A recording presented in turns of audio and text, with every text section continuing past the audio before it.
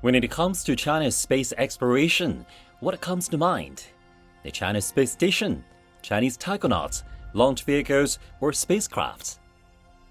These are pretty cool, but I'm sure you want to know more, like the recent lunar mission that brought back the lunar samples from the far side of the moon for the first time ever in human history. In 2024, one lunar mission captivated the world. China launched its Chang'e 6 mission, the first in the world to bring back lunar samples from the moon's hidden face, the far side. Within the Chang'e 6 lunar samples, we discovered a small amount of material that recorded the formation time of the moon's largest basin. We found that it formed 4.25 billion years ago, and this is our most important discovery. This is the first direct result of any sample that has been collected from the South Pole Aitken Basin area. It's a very significant age that has been derived from Chang'e 6 samples. Humanity has sent more than 140 missions to the moon, but only 11 of them have collected samples. Remarkably, 10 of those missions explored only the near side. China's Chang'e 6 mission broke new ground. So, Professor Maharsh, what do you think of China's 2 sample return missions? Chang'e 5 and Chang'e 6 are the only 2 most recent sample return missions that in my lifetime. So therefore it has been super exciting. But in addition to that, I mean, the discoveries that have come about from these 2 missions are just, amazing. It brought a lot of people together. He joined hands with Chinese scientists to research China's Chang'e 5 samples, revealing something startling, a dry lunar mantle reservoir for young mare basalts. But behind these groundbreaking discoveries lies a more compelling story. China's lunar exploration program has gone from newcomer to pioneer in just 20 years. The country has successfully executed all the missions. But the legacy of these missions isn't just in rocks.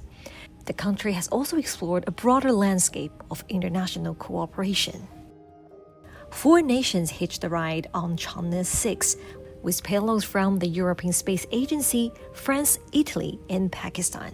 These international instruments have unlocked unprecedented research opportunities on the moon. I have been actually working and thinking about this project more than a decade ago. Actually, there was a gap of almost 20 years, 15 to 20 years, where there was almost no mission to the solar system. And so I'm very excited that this project that was just in my mind finally becomes reality.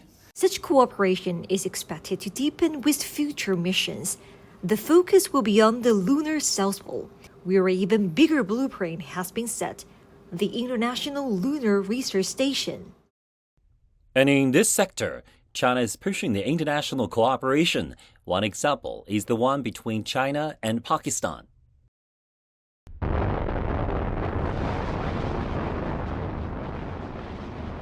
"2024 marks a historic milestone for Pakistan's space ambitions. As China's Chang'e 6 space probe soared towards the moon, aboard it was Pakistan's first ever lunar CubeSat satellite, a symbol of a deepening partnership between China and Pakistan in space exploration. For Pakistan, this tiny satellite represents giant strides. With its successful entry into lunar orbit, Pakistan has joined an elite group of nations venturing into deep space. But how did collaboration with China make it possible? The SPARCO is having an overarching agreement with the China National Space Administration covering the different aspects of the space industry, the satellite development, the launch programs, and also the International Lunar Research Station cooperation as well. Between 2019 and 2024, China and Pakistan have signed 12 cooperation agreements. The CubeSat project is just one of many joint ventures strengthening Pakistan's space program. In a groundbreaking move for Pakistan's space ambitions, China is set to train Pakistani astronauts and take them on upcoming space missions. This collaboration marks a historic first for Pakistan, paving the way for its entry into human spaceflight. With China's expertise in state-of-the-art space programs, Pakistani astronauts will receive advanced training preparing them for future missions beyond Earth's atmosphere. Human space flight is one of the bigger milestone for any nation. And this is the first time that Pakistani astronaut will go to space. They will go to the Chinese space station, and everyone is very excited about it. But before doing that, there will be a selection process, and based on the opportunity then those astronauts were going to go in space, and they were going to be doing the experiments. Beyond lunar missions, China-Pakistan space cooperation has already transformed communication and remote sensing in Pakistan. The three major satellite projects, COMSAT-1R, Remote Sensing Satellite-1, and the latest multi-mission communications satellite launched in 2024 have had a profound impact. The new satellite transforms digital access in remote Pakistan. The collaboration even extends to agriculture and medicine. In 2022, China and Pakistan launched a space breeding program, sending 7 important Pakistani medicinal plant seeds to space to study their growth in microgravity. With each mission, Pakistan moves closer to the stars, and with China as a partner, the journey is off on a strong start. For navigation, China's independently self-developed the Beidou navigation satellite system has been serving the international users for years. Now recognized as a world-class system, it continues to shape our technological future. And let's examine its operation and international impact. This is China's Beidou navigation satellite system, simply known as BDS. It delivers precise positioning, navigation, and timing services, or PNT services worldwide. First initiated in 1994, Beidou achieved milestones with the construction of BDS-1 and BDS-2 completed in 2000 and 2012 respectively. And finally, BDS-3's full deployment on July 31, 2020, making China the third nation with an independent global navigation system. With the final backup satellites launched last September, Beidou 3's research and construction are complete. The entire network now operates flawlessly. The system achieves centimeter-level PNT services precision across 70,000 kilometers. What kind of role the Beidou 3 has been playing in terms of navigation and various other applications? Its impact is substantial. Last year's related output exceeded 500 billion yuan. Today, the whole world utilizes Beidou. Beidou applications now span critical economic sectors, including transportation, energy, natural resources, and emergency response. I myself saw the Beidou PNT service used in tractors in northwest China back in the year 2020. At that time, this was all new, but now it has become ordinary in our life.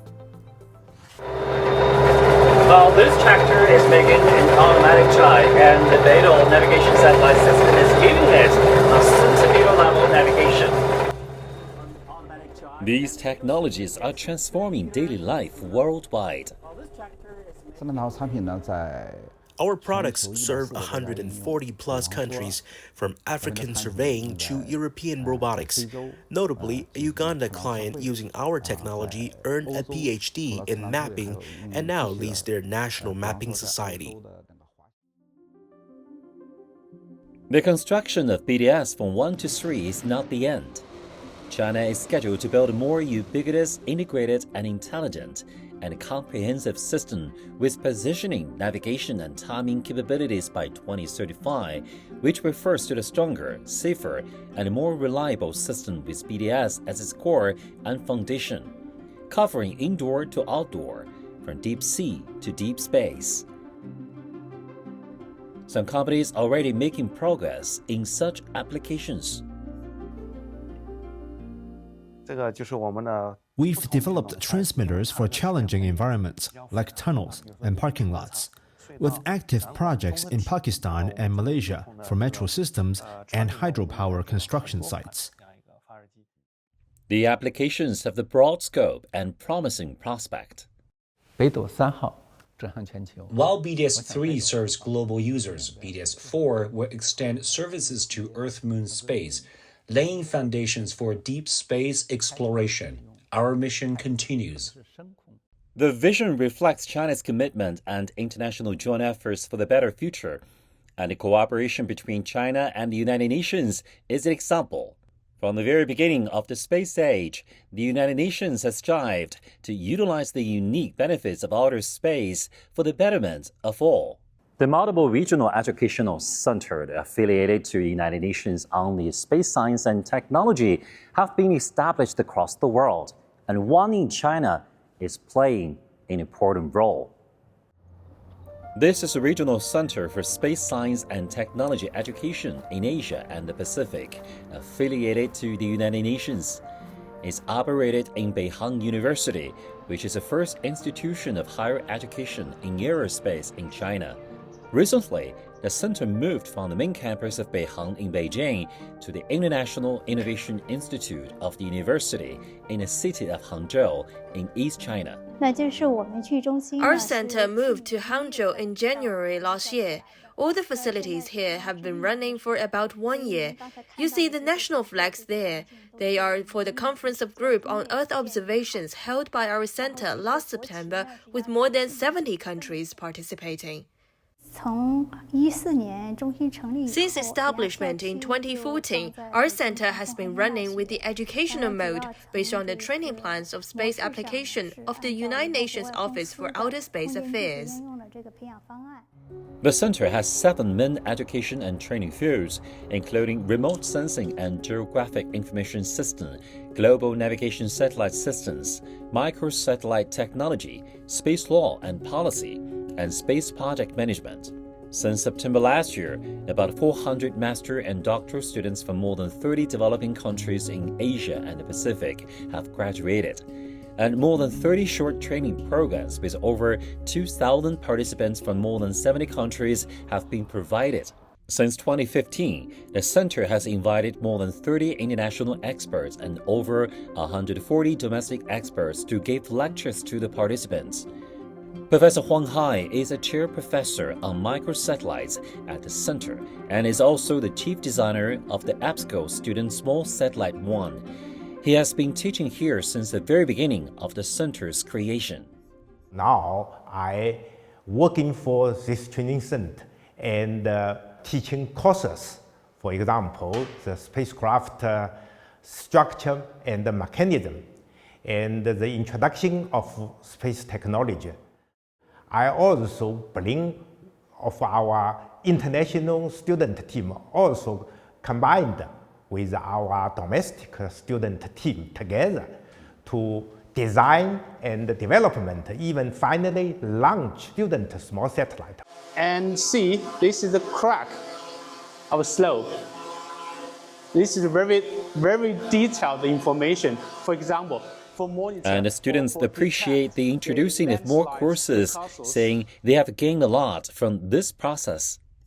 My experience has been really good. I think all the professors are so accessible and have been gentle with us, so giving us the right direction for our research. I believe I will be able to take whatever I've learned here in Beihang University, take it back home, and put plans in place such that whatever I've seen here can be replicated back in my country to improve the livelihood in my country. These are just some examples of the aerospace industry from China, showing the country's commitment in its sector and beyond to achieving sustainable development goals and increasing the well-being of all people.